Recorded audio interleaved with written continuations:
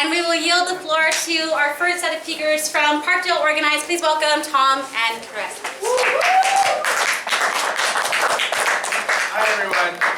Thanks for coming out. It's great to see all of you here tonight. Can I just see like a show of hands for people who have heard of the rent strike like before this week? Oh, great, good. All right, that's good to see, and that's what we want to see more of. So, I mean, kind of the main reason we're all here is to think of ways that we can creatively and effectively support this this ongoing effort. So, since May 1st, tenants from over 200 units in 6 buildings across Parkdale have refused to pay their rent. Today, June 1st, the strike begins its second month, with tenants from 6 other buildings coming on board. All told, when you count all the heads involved, we're talking about well over 1,000 people participating, and there's no signs of the strike slowing down. So, yeah.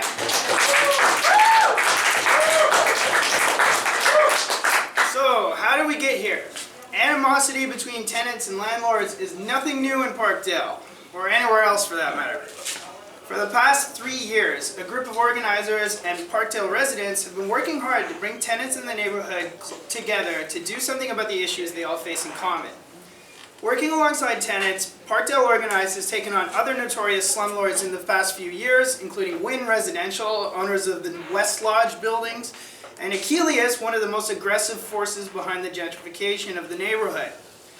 Most importantly, these campaigns received results. Wynn was forced to make major repairs to common elements in their buildings, and Achilles' attempts to force through above guideline rent increases were rebuffed. The key to these efforts lay in building relationships both with and between tenants, and a strong emphasis on bringing as many people as possible in to participate in making decisions and figuring out which steps to take. We've knocked on thousands of doors, distributed tens of thousands of newsletters and flyers, and had innumerable constructive and empowering conversations with the people who live in these buildings over the past several years. More and more people have begun to take notice and attend open meetings at the library on Queen Street. As word spread, MatCap tenants began to take matters into their own hands. Each year, for the past 5 years the landlord has subjected them to annual above guideline rent increases. By the spring of this year, with 6 buildings facing AGIs of around 5%, people were basically just fed up and felt that they had exhausted all their other options. And the call for a rent strike first went out. And for those that don't know, the City of Toronto basically has a policy, the rent guideline, for long-term tenants living in apartments. It basically holds the landlord to a limit to how much they can raise the rent every year. However, by applying through the Landlord and Tenant Board, landlords are often able to circumvent that and increase the rent over the guideline by claiming that they've made capital investments in the buildings. It's often not the case, but anyway. So, as many of you know, Parkdale is one of the last neighborhoods in downtown Toronto where poor and working class people can afford to live with their families. Home to an incredibly diverse population, it has often been called a landing strip for newcomers and refugees. Thousands of Chinese, Vietnamese, South Asian, Filipino, Roma, West African, Caribbean, Latino people from all over the world live in this neighborhood, in the buildings between Dufferin and Roncesvalles and Queen to Lake Ontario. Notably, Parkdale is home to the largest community of Tibetan people outside of Tibet or India. Furthermore, many rural Ontarians attempting to start a new life in the big city come to Parkdale. And more recently, hundreds of Syrian refugees have been housed there. It cannot be stressed enough that these are the people whose labor makes this city happen every day.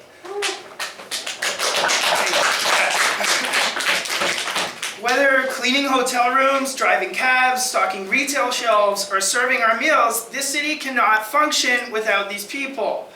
Many of the workers at the Essential Ontario Food Terminal, which is down at Parkdale and Lakeshore, it's where over 2/3 of food imported into Eastern Canada flows through every day. It's an enormously important piece of infrastructure. Many of the workers that make that happen every day, so we have food in our grocery stores, live in Parkdale. Where are these people supposed to live if they get kicked out of this neighborhood? You know? Parkdale's proximity to downtown Toronto, coupled with the gradual gentrification of the city at large, has brought harsh economic pressures down on the neighborhood and its residents. Not content with extorting between 1/3 and 1/2 of these people's hard-earned income or pensions, real estate developers like Metcap and AGIs salivate at the thought of all the money they could make if they could only push out these long-term tenants. If they can make life unbearable for the Tibetan grandmother paying $900 a month, that means they can slap up some paint and turn around and rent it to a yuppie who can afford to pay $1,500 a month. And when you scale up how many apartments they own, we're talking about millions of dollars in extracted rent as it is, and they stand to make millions more if they're able to get away with these sleazy maneuvers. Tenants coined a term for this kind of process, renoviction. Here are the basic steps. Fire the building superintendent. Refuse to respond to tenant requests for repairs, whether it be appliances, meter-wide, months-old holes in shower ceilings, or elevators in buildings with wheelchair-bound residents living on upper floors. Let cockroaches, mice, and other pests proliferate, and then blame it on tenant hygiene. Raise the rent as much as possible and as fast as possible. Harass and intimidate tenants who raise these concerns by threatening eviction, especially those with the language barrier. When a long-term tenant passes away or is forced out, they make superficial repairs and rent the apartment out for as high a monthly rent as can be fetched, which is alarmingly high given our overheated rental market in this city. Metcap Living Incorporated is one of the largest property managers in Canada, with holdings in Ontario, Quebec, New Brunswick, Nova Scotia, and BC. They own hundreds of buildings across the GTA. In Parkdale alone, they own 19 mid- and high-rise apartment buildings. In January 2017, tenants at 87 Jameson organized to oppose an Above Guideline rent increase sought by Metcap. They sought the maximum legal increase that they could get, 3% above the provincial guideline of 2% each year for 3 years consecutively. In response, on February 1st, a week before their tribunal hearing date before the Landlord and Tenant Board, 87 Jameson tenants went on rent strike. On February 8th, at their AGI tribunal hearing, Metcap refused to negotiate with the tenants, and the hearing was postponed. Rather than accept defeat at the tribunal, tenants at 87 Jameson decided to turn to their neighbors. In March, a neighborhood-wide campaign against Metcap began to build momentum. Since March, tenants in Metcap buildings in Parkdale have been organizing tirelessly in their buildings, holding lobby meetings, conducting door knocking, holding mass meetings at the local library, protesting at Metcap's office, and gaining significant media attention. Metcap CEO, however, Brent Merrill, has been speaking to everyone except the tenants he bilks for half their income every month. In interviews with local media, he's falsely claimed that Metcap responds to every maintenance request and justifies the AGIs by claiming capital improvements that he can't actually name when pressed. This is the best part. An antique car enthusiast, Brent collects cars from the 1920s and 30s, one of which cost him a staggering $375,000, according to a Globe and Mail lifestyle auto section profile from last year. Yeah, isn't it nice that he can afford such a normal, reasonable hobby? Yeah, picture the car that the Monopoly man would drive around, and you get the idea. Yeah, like chomping on cigars, top hat, the whole deal. Anyway, notably, one of the largest investors in MatCap is not some shadowy cabal of venture capitalists, although I'm sure they get their fingers in the pie too, but the Alberta Investment Management Corporation, or AIMCO, which invests the pension plan for Alberta's public employees. For anyone who has contacts in Alberta, especially those working in government or universities, we'd ask you to reach out to them. and ask them whether they feel that profiting off of displacement and exploitation in Toronto indeed fits AIMCO's own stated responsible investment policy. How many people saw the news this week about Brent Merrill, the CEO, running over a rent striker on Tyndall Avenue? I guess you all, it's been playing up here. So the whole reason there was any altercation in the first place is because tenants were upset about MatCap's disrespectful and callous treatment of their elderly neighbors. And were simply trying to deliver a letter to a meeting of property managers on their behalf. When 82-year-old Woodbury Maine and his wife Ruth, tenants for over 20 years at 135 Tyndall, finally were set to have their apartment painted for the first time in years, MatCap gave them a paltry $100 and told them they would need to vacate their homes for at least 2 nights. Both of them are on fixed incomes and they cannot afford to pay for a hotel downtown. And besides, where on earth can you stay for 2 nights in downtown Toronto for $100? That's useless. So the Toronto Star interviewed Woodbury, who said, "We're paying big rent, they're making big money, why can't we live happy?" And that to me is the basic question at stake here. We've got thousands, tens of thousands of honest people paying their hard-earned money who are met with an appalling lack of respect for their rights and dignity. And they deserve so much more than this. Rather than agreeing to meet with tenants, respond to phone calls, or make necessary repairs, Brent and his company of slumlords has issued N4 notices to the 200 May 1st rent strikers, which is the first step in the eviction process. Evidently, MatCap thinks they can get away with evicting all of these upstart tenants, be they pensioners, single mothers, people with disabilities, families with young children, or refugees, and they want to do it all in one fell swoop. Exactly. Brent has described the situation as getting out of hand. Well, if he thinks his company can get away with such an unprecedented mass eviction without people putting up a hell of a fight, he's got another thing coming.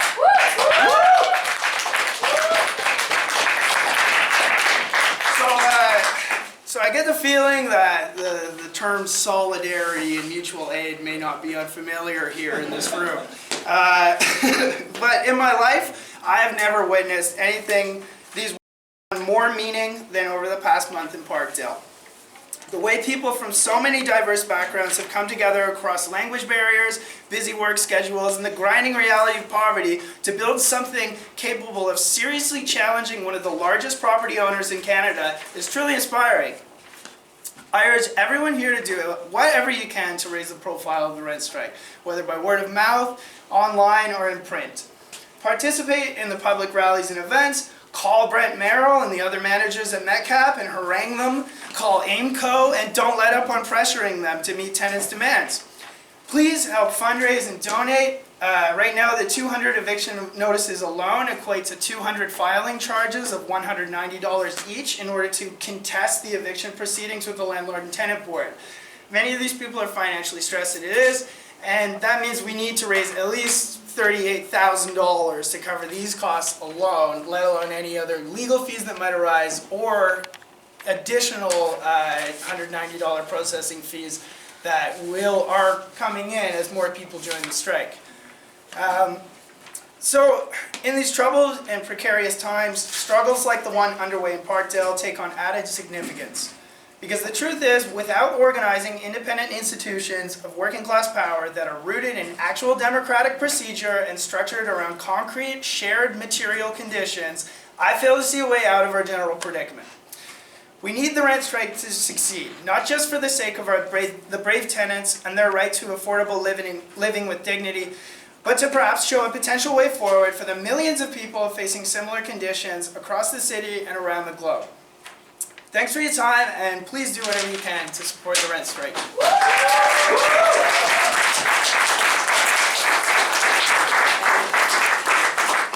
Some Q&A. My name is Teresa Portillo. I've called Parkdale my home for the past 30 years. I grew up in Parkdale, and my family established a small business there. We moved out of Parkdale some 8 years ago, when it no longer became affordable for us to stay. 90% of people living in Parkdale are renters. Parkdale has a high concentration of people who spend more than 50% of their wages on housing. Parkdale is one of the last standing working class and immigrant communities within the city. Tenants who are now fighting for their homes and families have lived in Parkdale for 20, 30, 40 years. They built Parkdale. They are Parkdale. Parkdale is where they grew up, where they raised families and created intergenerational and communal ties. MatCap's mismanagement has had disastrous effects and is part of a larger gentrifying agenda to place the rights of wealthy investors and their bad investment decisions over the rights of working class people to their homes and to a decent standard of housing. Residents at 87 Jameson say they are facing hefty rent increases despite the fact that the building is, I quote, in disrepair, with water, heating, bug, and maintenance problems, and inaccessible to people with mobility issues, end quote. Barb Livesey, a tenant at 135 Tyndall, deals with, quote, cockroaches, mice, pigeons, bed bugs, lots of water issues. Our water is turned off once a month for a day while they do whatever work they say they're doing, end quote. In the face of this disrepair, rents are being jacked up year after year. Tenant Diane Rigaram, 63, a personal support worker who has lived in her building since 1977, has seen her rent increase from $150 to $1,000. Diane says that the heat is sometimes, quote, so low we have to call the city. Every couple of days we don't get water, we don't get heat, end quote.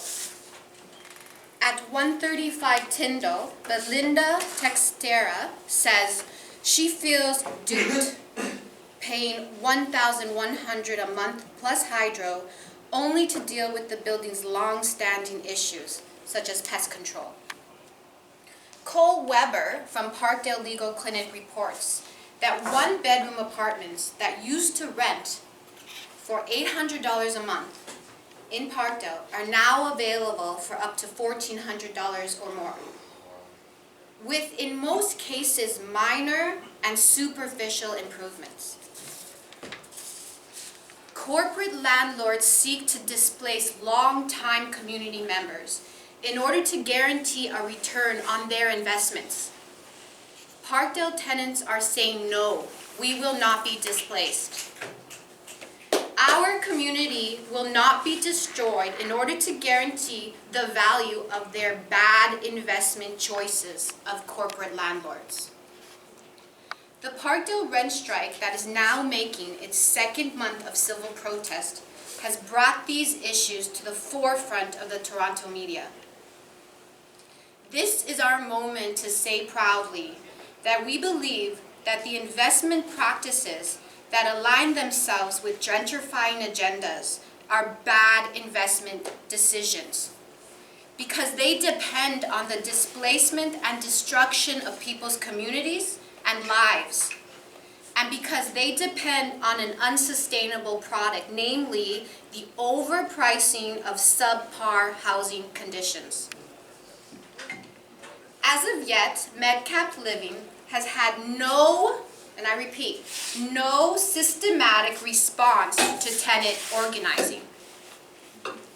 Tenants organizing has made visible Metcap's bad practices, both as landlords in their failure to provide affordable and adequate housing conditions, as well as their panicked response to tenants organizing. This past week, Brent Merrill, CEO of MatCap, was so panicked by an elderly couple from 135 Tyndall's humble request to complete painting their unit, he almost ran over an organizer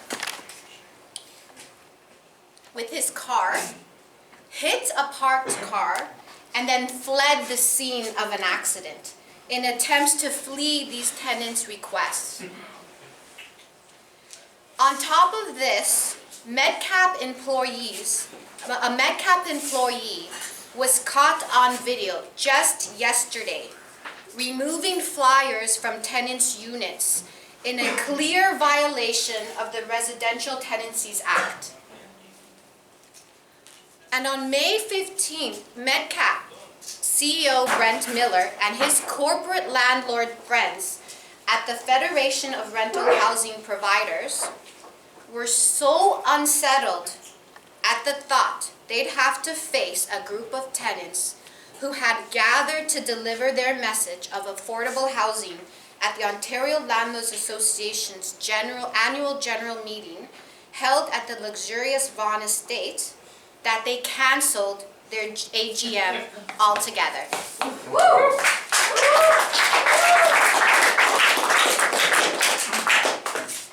MetCap is and has revealed themselves to be weak and in a vulnerable position. One of their greatest vulnerabilities is their ties to AIMCO, Alberta Investment Management Corporation, who is a major investor in MetCap and consequently a part owner of multiple Parkdale buildings that MetCap manages. AIMCO, a multi-billion-dollar investment fund, is owned by the provincial government of Alberta and manages the pensions funds of the Alberta Union of Provincial Employees. AIMCO funds and profits directly from the destruction of our homes and the displacement of our families. As unionists and as academic workers, who are mostly renters, we need to ask ourselves why the labor movement is making investments that destroy working class people's lives.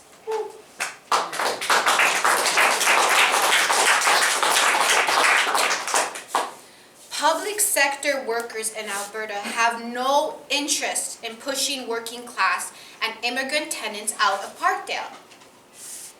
This moment is an amazing opportunity for the Alberta Union of Provincial Employees and the Canadian Union of Public Employees to join us.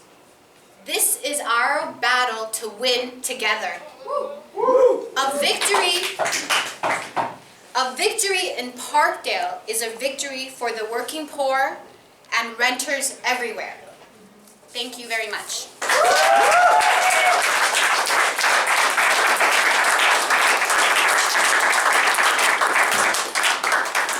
Thank you so much for speaking. Give Brent Merrill a call, but I don't know what his phone number is. I was thinking, you know what would be kind of fun?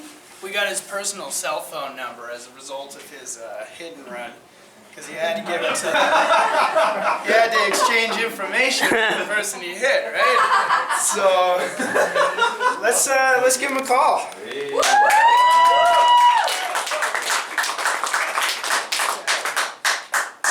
Now, that voicemail box is full. So, we all text message him at once. you can text him, sure. Why don't we put his number up on the board? Oh yeah, it's the number's right there. Oh, is it up there already? It's right. I doubt we'll get him, but it'd be fun. May get lucky. Come on, Brent. Nah, he's afraid. Yeah. This voicemail box is full. Goodbye. Oh well. It's worth a shot. Keep bothering him. He lives. Yeah, it's hard to say. A lot of these guys have their mother's homes listed as their official residences. So, yeah. Of course, just. Yeah. I don't know why I know that. But.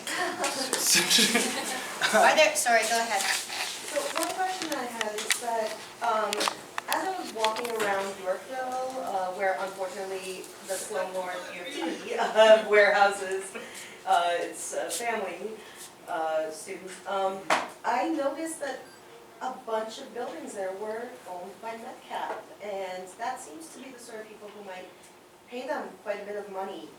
And I'm wondering if there's any idea of moving to a demonstration, where they live.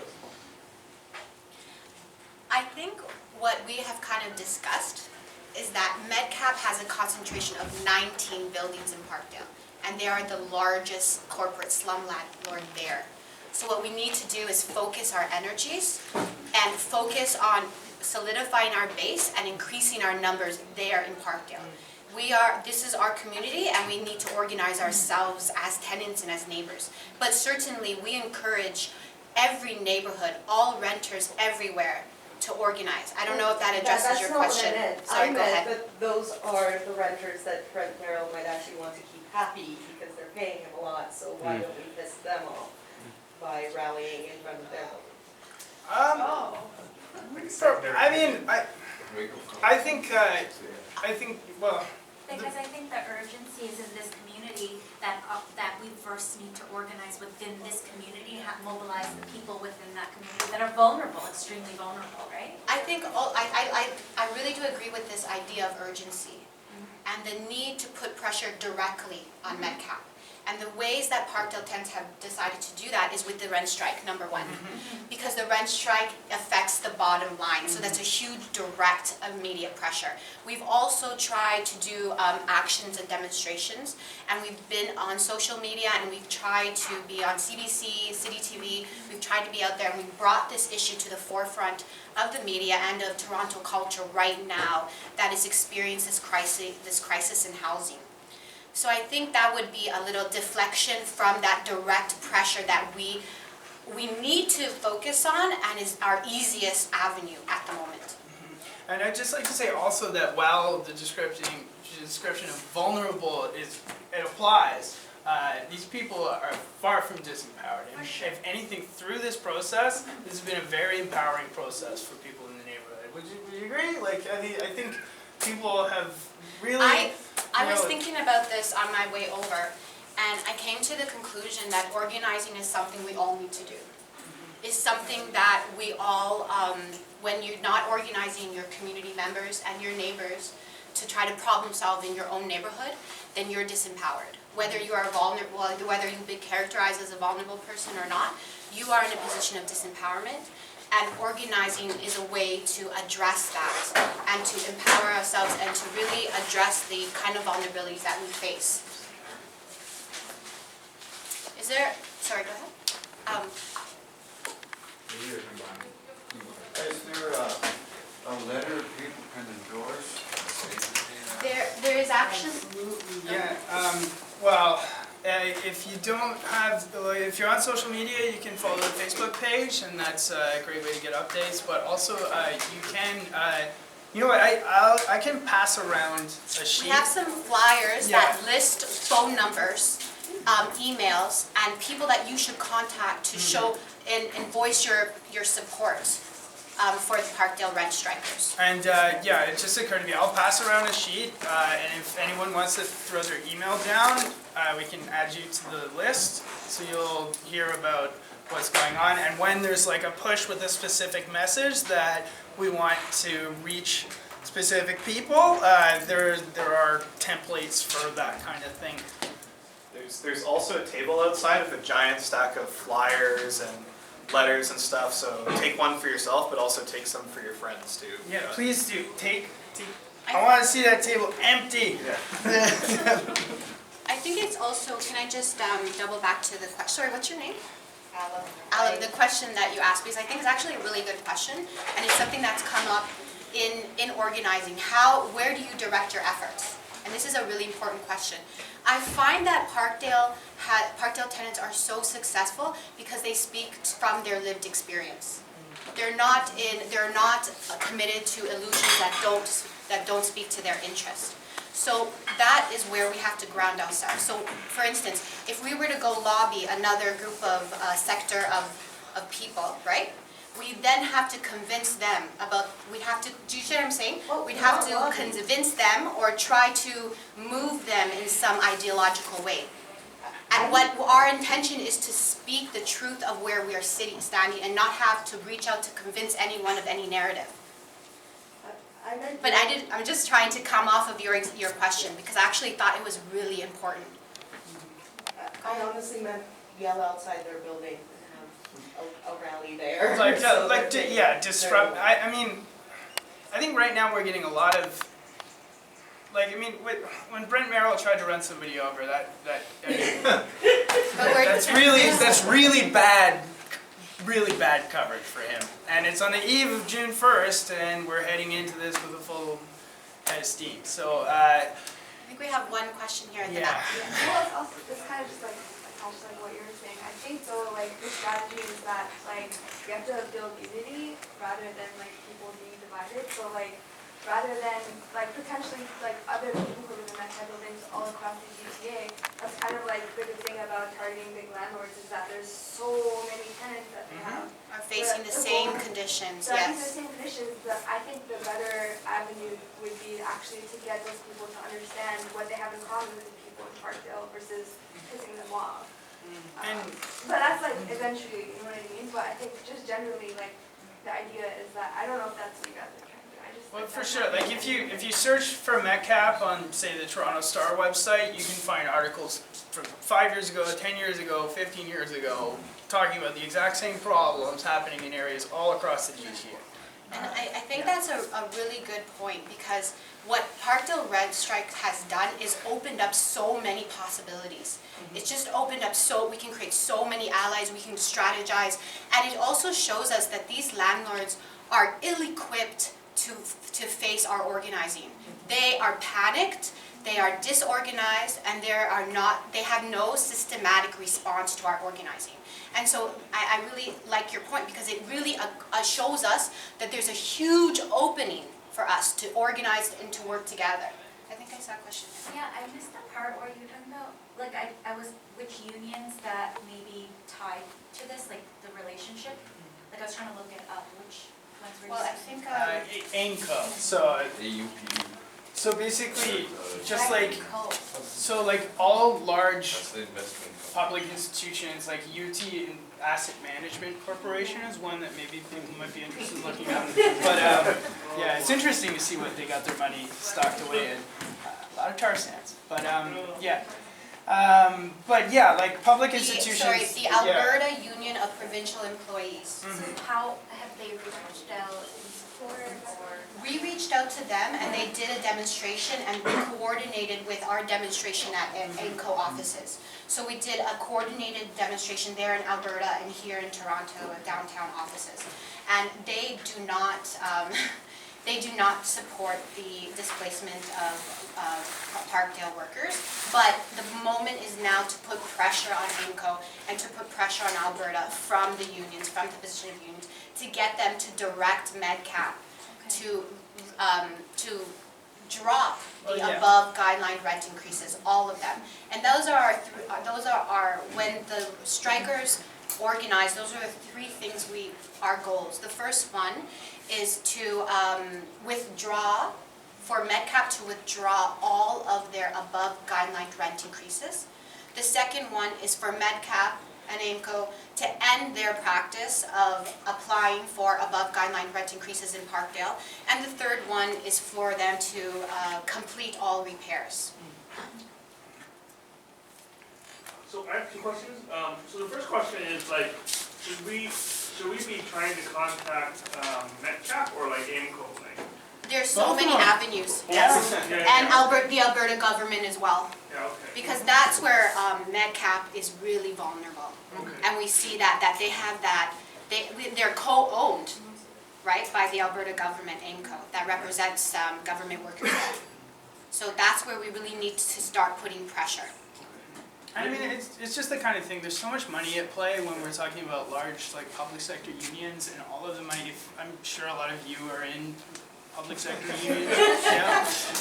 I've been in several, and a lot of that money ends up in pools that get invested in a very opaque way that it's hard to find out where all that money's going. But lo and behold, when you kind of when you're starting from the end point of the investment, like these buildings in Parkdale, it can be interesting to see who's got their money tied up in such negatively impacting investments.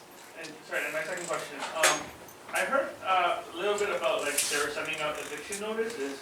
So how are things progressing on that front? Is there a concern that residents might be getting evicted? Yes. So, well, yes and no. So, yes, the MatCap has issued 200 plus N4 letters, which are the first step in starting the eviction process. However, so basically they issued letters to all the people that participated starting from May 1st and have withheld the rent since then, directing them to pay the rent by June 4th or eviction proceedings will begin. Now, the eviction process is extremely long and drawn out. When a tenant is facing eviction on their own, it's nearly impossible for them to win. Yeah, I know you may see things to the contrary, but the Landlord and Tenant Board effectively exists to rubber stamp evictions and above guideline rent increases, and basically just facilitates what landlords want to see happen. But the no part of that is like, hell no. We got over 1,000 people who are really riled up here, and we're not going anywhere. And hopefully with your folks' support and with more people's support across the city, we can really bring a lot of pressure to bear on MatCap and force them to back down. And as Teresa was saying, like they are really getting pretty shook right now. So I think to address that question, that a lot of these tenants, you have to remember, have lived in these neighborhoods, in these slum landlord buildings for decades. So they have a long understanding of the tenant-landlord exploitative relationship. There's a lot of talk now that tenants could be afraid or could be fearful. But a lot of these tenants have received N4 eviction notices before. This is the type of landlords we're dealing with. They threaten and harass tenants on a daily basis. N4 eviction notices are a part of this larger gentrifying scheme to push out tenants through fear and harassment and these type of tactics, right? And so, yes, there is a fear, certainly, but these are tenants that have experienced they're in the midst of this exploitative relationship, and organizing is an answer to that. Right? And so these eviction notices, our first trial, we will be at the tribunal June 7th. There are flyers out there. We really need your support. This is our first moment of facing these N4 eviction notices, and we want to show strongly that there is public support for the rent strike. And we're not trying, we know that at the tribunal things don't go the way of the tenants. We know this. So we're not trying to win there. We're trying to win by pressuring MedCap to negotiate with tenants directly. And I can tell you from last year, with our experiences with working with Achilles tenants against that landlord and going before the Landlord and Tenant Board, they are so not prepared for several hundred people showing up to sit in the hearings. They are so used to just being a very, casual handshakes between the lawyers, and it was pretty interesting how the lawyer that was kind of supposed to be representing the Achilles tenants was a lot more palsy with the other lawyers and with the Achilles representatives than she was with the tenants she was supposed to be representing. But I mean, yeah, the entire process is stacked against tenants, and that's why we need to basically just hijack it by sending as many people as possible in and, making it impossible for them to carry out the business of evicting these people. And that's going to be June 7th. Yeah, in the morning. Question? I'm wondering what the relevant city councillor and MPPs have done in response to this, or have they done anything? I mean, Gord Perks is supportive, Arif Varani is supportive, Sherry Deneau is supportive. Sherry Deneau and Gord have been down at rallies and stuff. They've definitely been vocal in support of the rent strike, maybe in a little bit more couched, cautious language than I'd prefer, but they certainly are supportive. Now, whether that's a question of them recognizing this is a very big, growing, and popular thing happening, and in typical fashion trying to kind of get some votes out of the deal, or whether they genuinely are able to help out. I mean, I'm not sure. That comes down to pressuring them. So if you are a constituent of any of those elected representatives, it couldn't hurt to give them a call and let them know how you feel about the rent strike as well. I don't know if you saw, but I believe last week or the beginning of this week, our mayor said in a public media that MetCap should meet with the tenants. That finally they need to stop running and they should actually meet with the tenants. But I think also the Parkdale tenant organizing is not depending on political figures in any way. We accept their support and we appreciate it. We appreciate it, but we're not depending on that avenue. Go ahead. Sorry. Given how important it is to pressure the Alberta government, have they responded in any way at all that they're aware of the situation? Or? They certainly are aware of the situation, but I think similarly to MetCap, they don't know what to do. All these people But are real we need to pressure them more. We gotta push. We need to pressure them more to force them to make a decision in our favor. Do you think there's an opportunity to change the ways in which capital investment can be used as a loophole to sort of circumvent rent regulation? Well, it's been doing that, right? Yeah. Well, No, I'm saying, is there a way to actually change policy so as to prevent landlords from... Certainly. And is that part of the long-term strategy, or is this... I think it could be. I think we're beginning. This is really a beginning moment, and it's unprecedented. And everyone has to do their own organizing in their own communities. So this definitely could be a part of this movement, certainly. But we have to remember what Brent Merrill has been saying over and over and over again. What he's doing is legal. Sure. It's a part of our legal system. It is a part of our housing system. It's completely legitimate and completely normalized.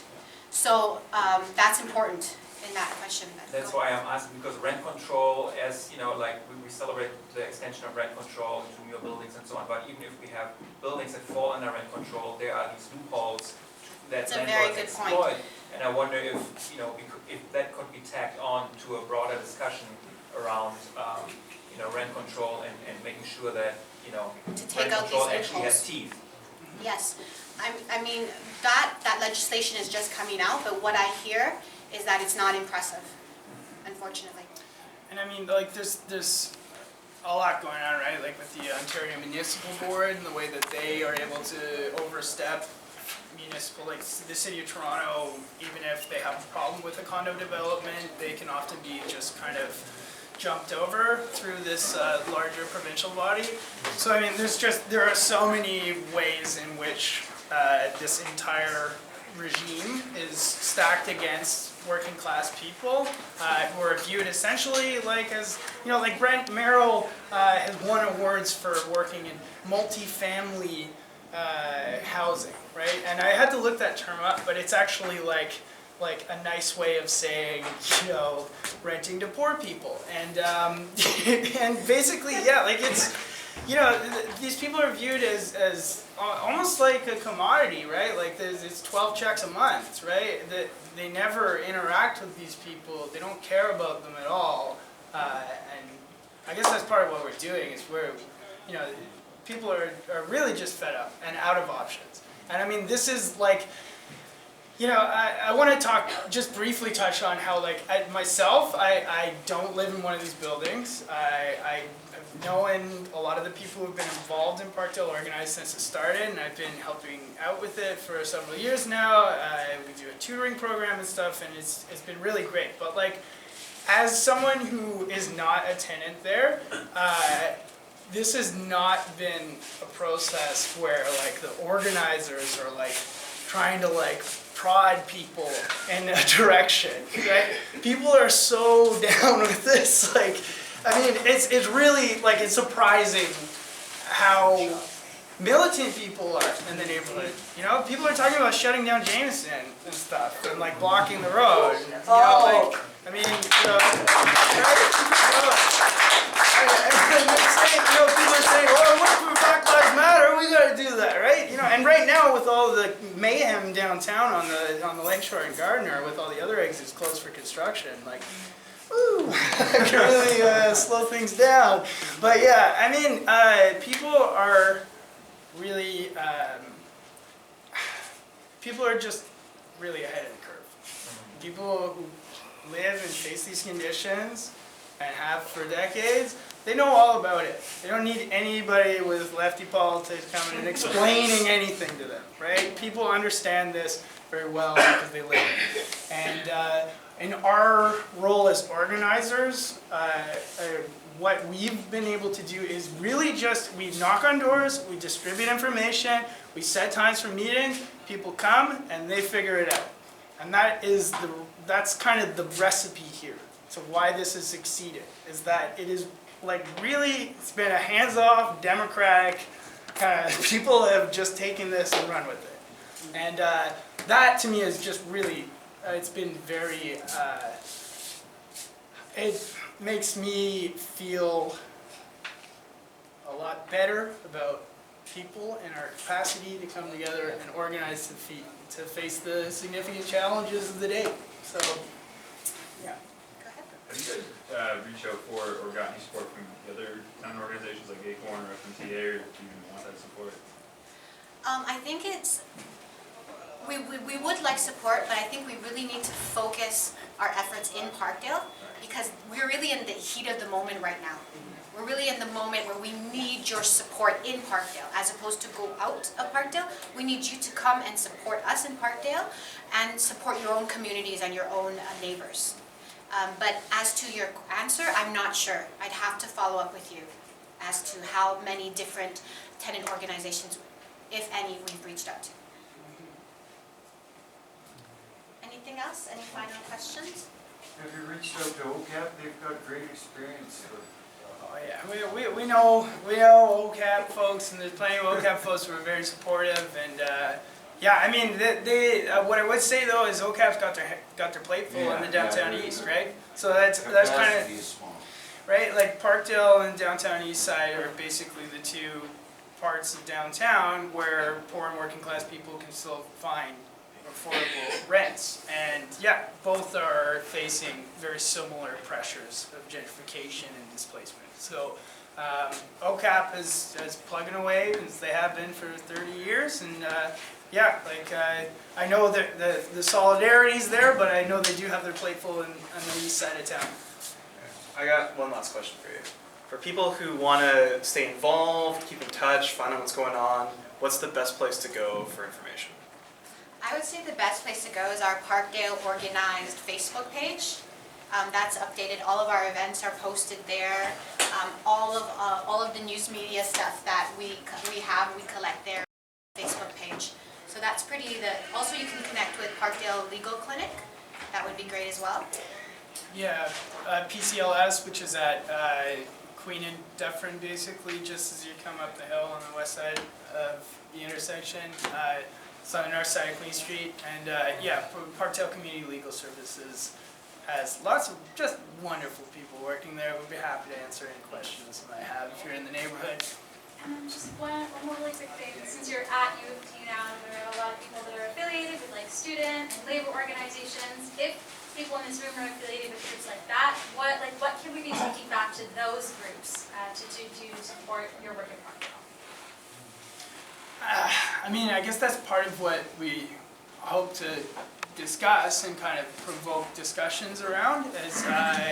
So, I mean, the elephant in the room is money. I mean, if you work or if you're affiliated with organizations that have access to money, these people really need the money to pay for these landlord and tenant board filing fees and for any other legal costs that might come up. We have a GoFundMe page. We do have a GoFundMe page that's set up, and it's been really great to see, like mostly in small donations, how that's growing. But we are still short of our goal for that. So fundraising is a priority at this point. But also, I mean, when it comes to, we've got our rallies, everyone's welcome to come and show their support there. We've got these phone numbers, please call them night and day. If you're coming home from the bar, it's 2 in the morning, It's true. give Brand a ring, maybe we'll pick up. It's like, really, like also, this is the place where, the production of ideas and things is centered. And That I mean, happens everywhere. yes, Don't yeah, worry about that. but just be creative, right? Like, you're all smart people, and if you can think of ways that you might be able to create some kind of piece of art, or write a song, I don't know, but like, be creative, and there's all kinds of ways to support what's going on here. I totally agree. The GoFundMe page is an excellent way to support us. I think ultimately we want to put pressure on MatCap and INCO. So pressure can mean a lot of different things. I think Tom said most of everything, making phone calls, joining us at our event this Saturday. We'll be meeting at Parkdale High School at 11:30, and we will board a high school, a yellow bus, and we will take our demands for affordable housing to the doorstep of MatCap and INCO. Yeah, just first off, I just want to say everything that you're doing is so inspiring. It is just excellent manifestation of community organizing, so it's just really great to observe it. But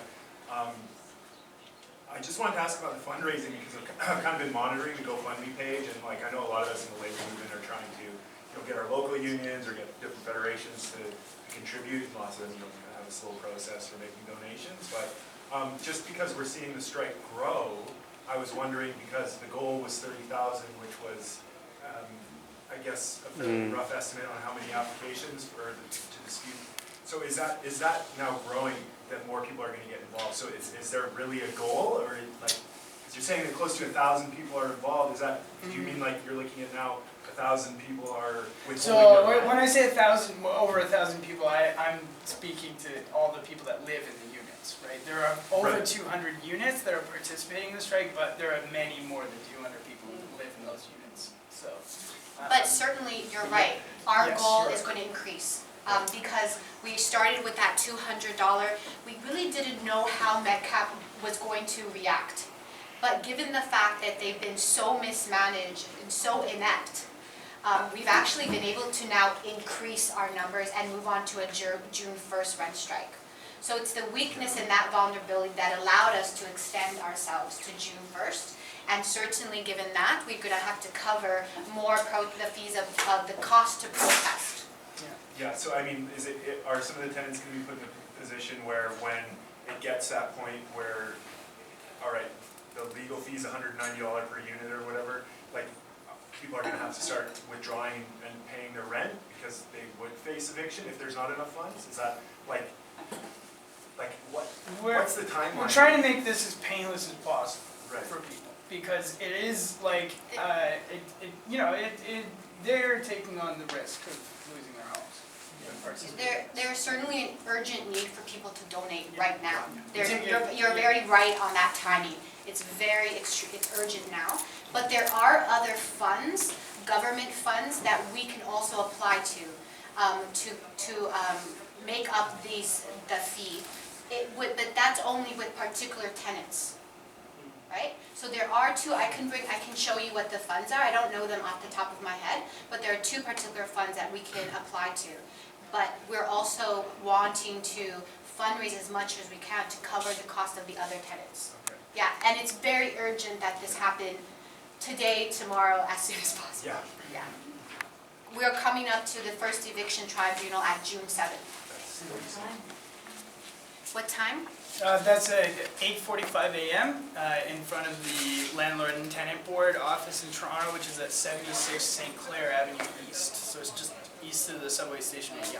And this action will be unprecedented to stop the eviction process right at its head.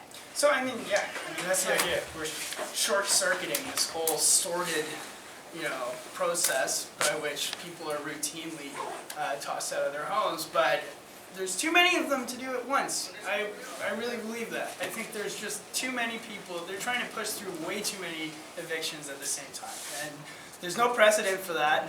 And I think it would be, I mean, that would be really pretty appalling if they were able to succeed in evicting. No, they won't succeed. They won't succeed. There's no way. Did you have a question? Yeah, the question I have is, it's ties into Airbnb and the question of short-term rentals, and the closest we get to the question of rent and the housing question that unite here is to that lens of Airbnb and how Airbnb impacts the housing market. And I wonder if you could, I wonder how Airbnb in your experience in Parkdale has impacted Parkdale and, you know, residents and renters in Parkdale, if you have come across any. What I understand is that certainly MatCap and IMCO are depending on this kind of corrupt Toronto real estate, international real estate market that throws homes onto this international market and then sells them off for the highest bidder. And it has nothing to do with people that live in the neighborhood. These homes often are left empty. And this is what we're hearing often. I grew up on Elm Grove. There's a street just intersecting that street. And there's a couple of houses there that are completely empty. They've been bought, completely renovated. They look like grotesque art pieces. It's really grotesque, honestly, when you think about this gentrifying ego and gentrifying culture. And they're empty. So I think that's a really good question that I think I need to think about more and follow up with you later on. And I mean, well, I think you did kind of answer it though. But it would be interesting to find out what is the Airbnb, what's the rate. I was also asking because some people might use it as a survival strategy, renting out, you know, an extra room in their place, for example. It's kind of you know, there are multiple layers to that Airbnb question, because Airbnb actually thrives off the precariousness of people's lives and their working conditions. Yeah. Yeah, So, they're working poor. That's why I'm asking. Yeah, it's a very interesting question. It's a very good question. Yeah, I think that it's a little more pertinent to people who either own or live in detached homes in the neighborhood, of which there are several streets that are beautiful tree-lined streets with detached Victorian homes and stuff. But yeah, I mean, the rent strike obviously has been really focused in all those high rises, so on Jameson and Tyndall, Spencer, Dunn, Dowling, you know. But that's not to say that's not a part of the equation. And certainly I know, like in Kensington right now, people are very upset about the lack of rooms available for rent because the way Airbnb has changed the landscape for finding affordable housing. So yeah, it's certainly a problem.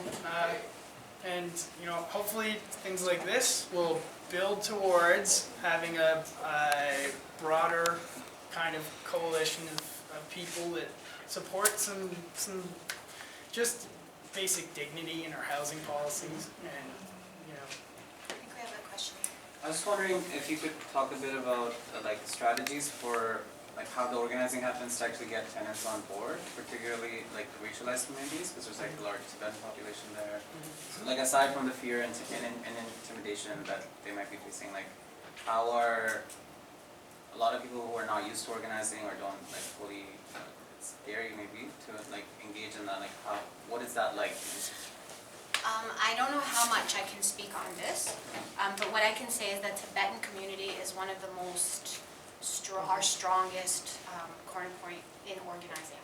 They really organize themselves. They speak. I mean, we're all organizing together certainly, but they're very militant. Their leaders are very militant, and I think what there really is not people going in to organize them. They're actually literally organizing themselves. You know. And people like myself, I know Tom says he doesn't live in a MatCap building. I don't live in a MatCap building either, but I've been a part of the Parkdale community for a very long time. I consider these people my neighbors. So we are really all organizing ourselves. And I think that what Tom said is really true. People don't, there's no convincing. There's no, you know, there's none of that. People understand the issues and they understand the stakes. There are some people May 1st that they were hesitant.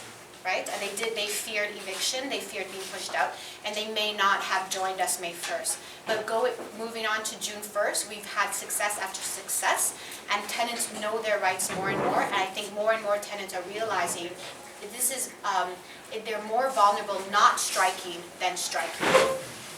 But also, just in terms of like more specific things that we have done to encourage as many people from different groups to participate as possible, is we really take our time with interpreting and making sure that at our public meetings, if things need to be translated into 5 different languages, then things need to be translated into 5 different languages. This Monday we Everybody's had... patient and it works fine. This Monday we had a Just takes a little longer. Sorry to interrupt. Yeah. This Monday, and I'm very happy you mentioned, but this Monday we had a multilingual meeting. There was English, Polish, Vietnamese, and Tibetan. Wow. And yeah, I mean, like one of the buildings that just joined the rent strike has quite a few Vietnamese tenants. 75 Spencer. Yeah, 75 Spencer. And yeah, I was just knocking on doors with the Vietnamese woman that lives there the other night. And like, kind of one of these people is just like a really dynamic person that's really great to have on board. And she has been, it was pretty cool going door to door with her, because there are a lot of people who have language barriers, and people are just working a lot. Like people just work so much in that neighborhood. People are always working. And I find that at these neighborhoods, we're actually coming across people who've done organizing 10 years ago in their buildings. You know, that did fight AGIs 5 years ago, 10 years ago, 15 years ago, and did so much work, and now are coming back. I know that, I forget the woman, but I think I also spoke to her at 75 Spencer, and she actually had done a lot of organizing. She said she organized about 10 tenants to face an AGI 10 years ago, and now she's coming back to this work. Like that, there have been rumblings and attempts at rent strikes and even successful rent strikes in Parkdale over the years, but I think this is the first one that has been against such a large landlord and in multiple buildings. And not just a handful of buildings, now we're talking about 12 buildings that are participating in the rent strike. 12 out of their 19. But yeah, I know if our anyway, time is up. sorry. No. Are there any other questions? I don't want to cut anything short. Just what's the number between May 1st and June 1st in terms of how many tenants are striking? Still Well, figuring that out. yeah, well, May 1st, we have about 200 tenants, and today's June 1st. Yeah, no, today, so what's like... Yeah, so then we're going change? to be moving to see who ultimately are joining. Okay. Yeah, so we need to go back to confirm our initial numbers. Yeah, so like what we do is when we're door knocking and someone's interested in joining the rent strike or in just participating in general, we get their contact information, and that way they get all the emails, and we got phone numbers too. And we have people that make a lot of phone calls, people that, you know, and a lot of people who are able to speak different languages who make a lot of phone calls. Like people, I mean, just the number one takeaway for me is just how when you got an important cause like this, that everybody sees, that they all understand how it's important to them, and people push and start something rolling, like it picks up momentum, and people really come into their own when something like this is underway. And just the way I've seen it myself, even how I've, you know, been like, you know, and just other people, like the way that when you're participating in something like this, it really does bring you to a higher level of like being committed and engaged, and yeah, it's really like, I think, you know, I'm worried about speaking too much about that because I don't live in these buildings and I'm not facing an eviction. But from what I've seen and from what I know from talking with people, I think this has been a pretty empowering process for a lot of people to participate in. And yeah, we're gonna win. Yes. Just to go over again, on Saturday, there's going to be a bus leaving from Parkdale Collegiate Institute, which is the high school on Jameson, just south of Queen. And we're going to be all getting on a bus and going to an undisclosed location, which will bring us right to MatCap's door. Oh, We're going to somebody's house, oh, like personal residence, a large house, stately home, neighborhood of stately homes. I think the biggest thing for me moving forward is really supporting the leaders we already have in our communities. Because I find that a lot of times if people speak different languages other than English, if people have different ways of interacting or speaking, or people have different ideas that don't jive with our particular culture or Canadian culture, so to speak, there might be a belief that they're not leaders. Well, in fact, what we find is they are the leaders. And so other people who think that they know what leadership looks like need to step back. They need to be humble. I think that's the biggest thing in organizers, be humble and realize that people already know what's happening. What they need now is support, and they are already leaders. All we need to do is show them that they have a community who love them, that we are a community of neighbors, of families. We've been in this community for 30, 40 plus years, and that's the biggest thing moving forward for me.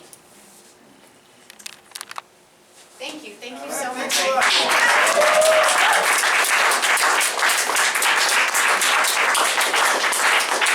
One last time before you go, all the phone numbers are here. They're also at the back.